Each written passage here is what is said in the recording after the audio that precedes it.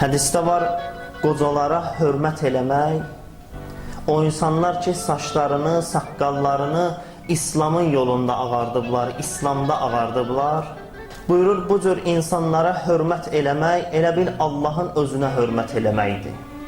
Və əgər bir insan bu cür insanlara hörmət eləməyə, hörmətlərin sındıra, hədis buyurur, elə bil Allaha hörmətsizlik eləyiblər. Allah baxırsan bu işi özünə nisbət götürür. Bəzi məsələlərdə Allah gətirir, həmin insanları özü ilə yan-yana qoyur. Bu da o hədislərdəndir ki, Allah buyurur, əgər bir insan ki, qozalıb, saçı, saqqalı İslamda ağarıb, bunlara hörmət eləməyəsiniz, elə bil mənə hörmətsizlik eləyirsiniz. O yerdə ki, insan xəstədir, qəlbi sınıb, zəifdir, Allah bu cür insanları gətirir, özü ilə bir cərgəyə qoyur. Buyurur, bunlara hörmətiniz mənə hörmətdir, bunlara hörmətsizlik eləməyiniz elə bil mənə hörmətsizlik eləməyinizdir. Hədisdə var, qiyamət günündə bəndəni gətirəcəklər məhşərə, Allah ki, onu sorğu-sual eləməyə başlayacaq, bəndəyə buyuracaq ki, bəndəm, niyə mən dünyada xəstələnmişdim, mənim ziyarətimə gəlmədin? Buyurur, bəndə təəccüblə Allaha cavab verər ki, ilahi, sən xəstələnmişdin, necə ola bilər ki, sən xəstələnəsən? Buyurur, Allahdan xitab gələr ki, bəndəm, mömin bəndəm xəstələnmişdi, sən gedib onu ziyarət eləmədin, gedib onu ziyarət eləsəydin, elə bil məni gəlib ziyarət eləmişdin. O mömin ki, xəstələnib, onun ziyarətinə getməyi Allah öz görüşü kimi hesab eləyir.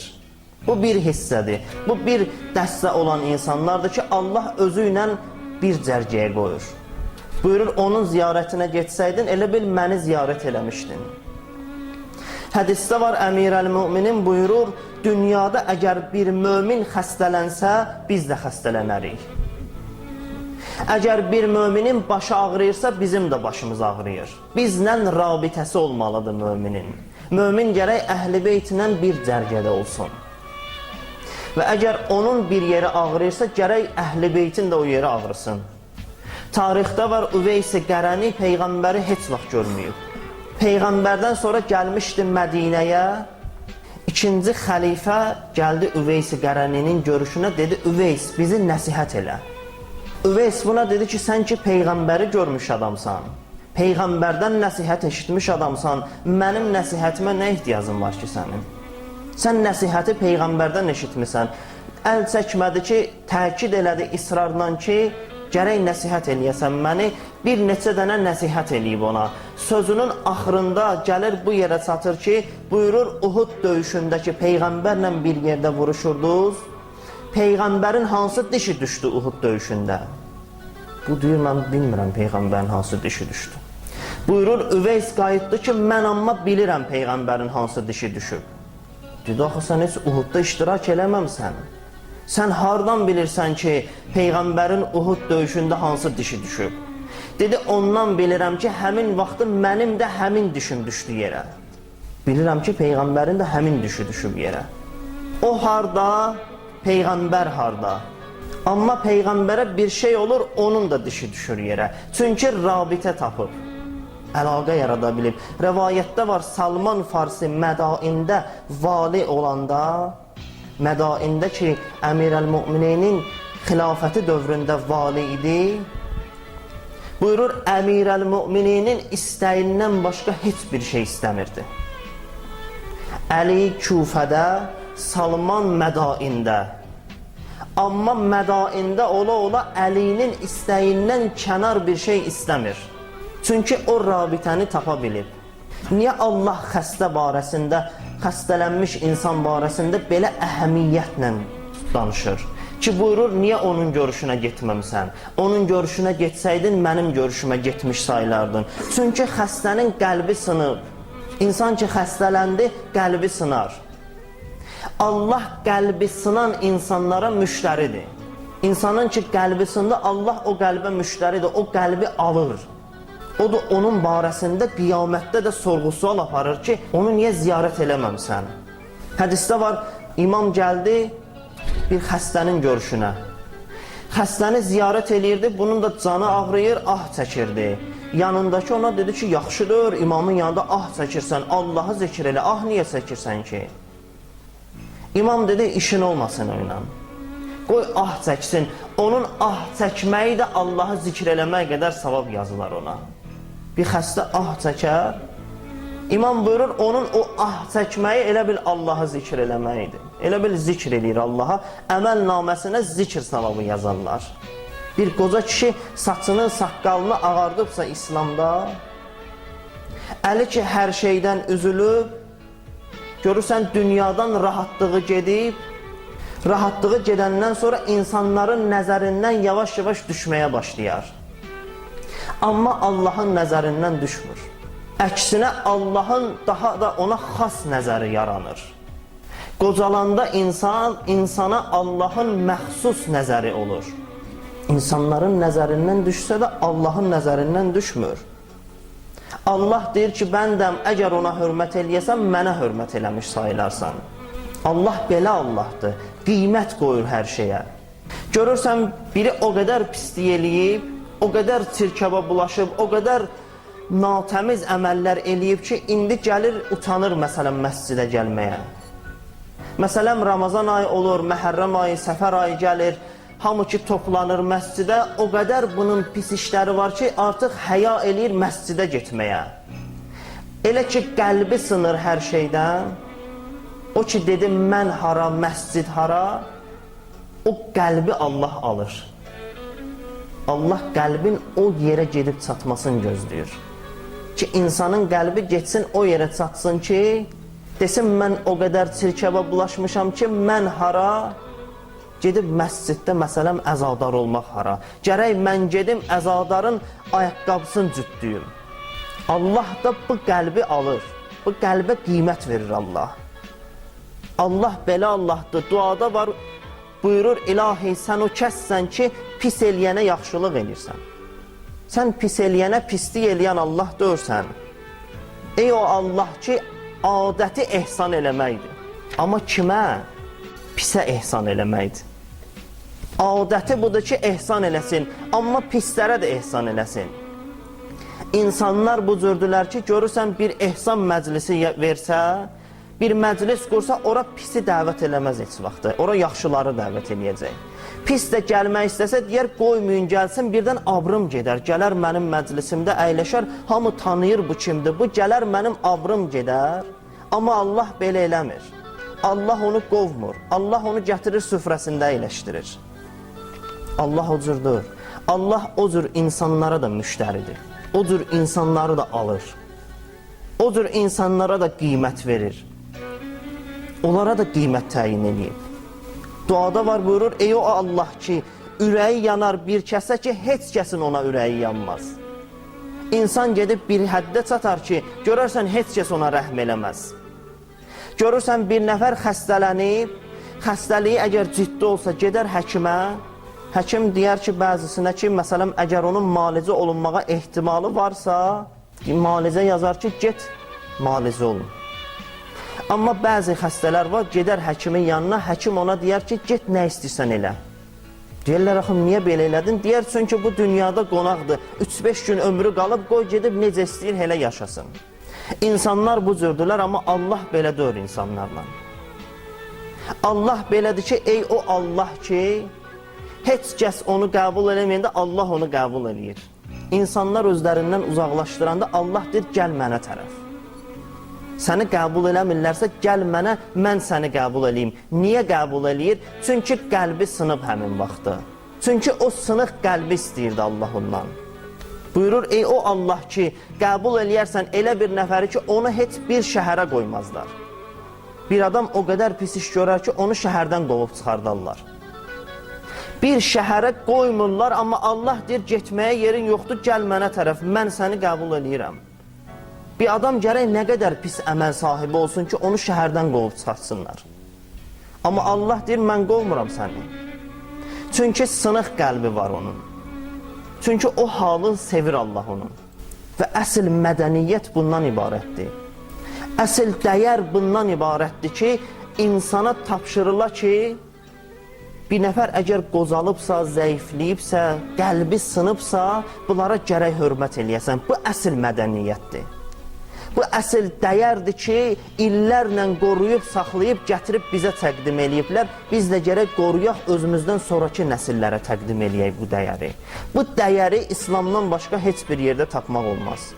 Başqa mədəniyyətlərə baxarsan ki, təbliğ eləyirlər nə qədər, gecə-gündüz təbliğatları gedir, amma baxırsan ki, heç bir mədəniyyətdən əsər əlamət yoxdur. Qocası qocalır, aparır qocalar evinə təqdim eləyir.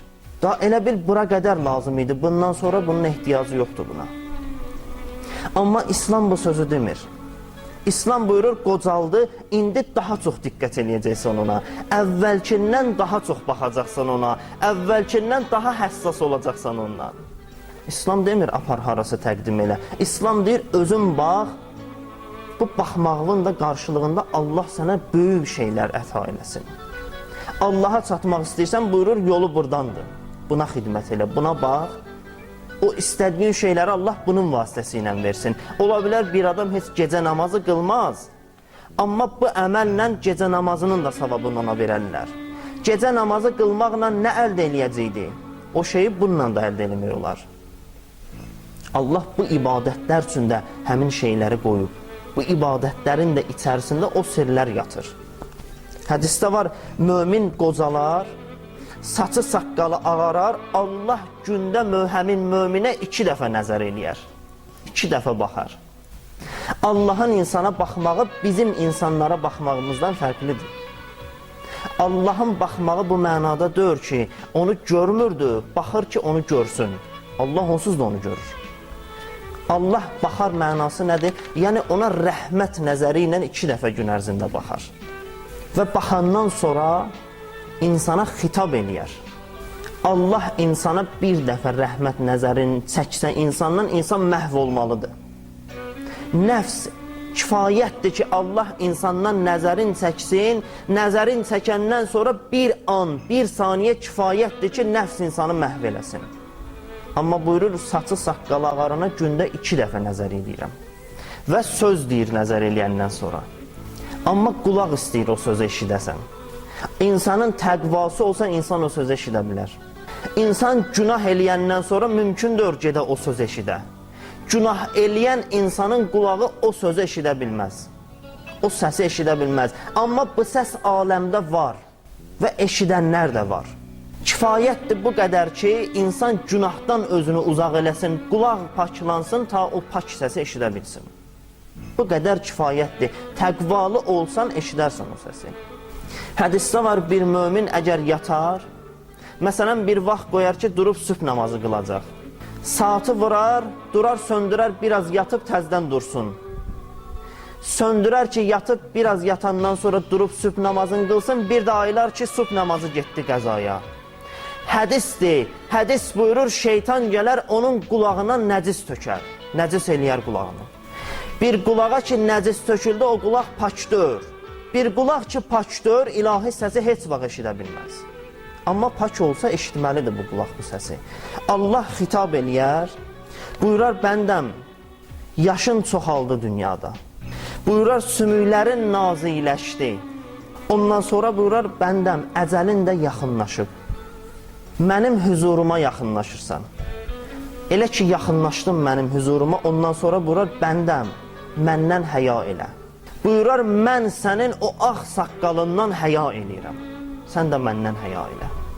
Hədisdə var, Allah bəndəsinə xitab eləyər ki, bəndəm, mən həya eləyirəm, sənin o ağ saqqalını aparıb cəhənnəmdə yandırım. Sən də həya elə, mənim huzurumda günah eləmə. Mən səndən həya eləyirəm, sən də məndən həya elə. Allah bir insanın saqqalından, saçından həya eləyə, necə ola bilər ki, insan gəlib o insandan həya eləməsin? İnsan gəlib ona hörmət eləməsin. Allah buyurur, mən sənin saç-saqqalıva hörmət eləyirəm.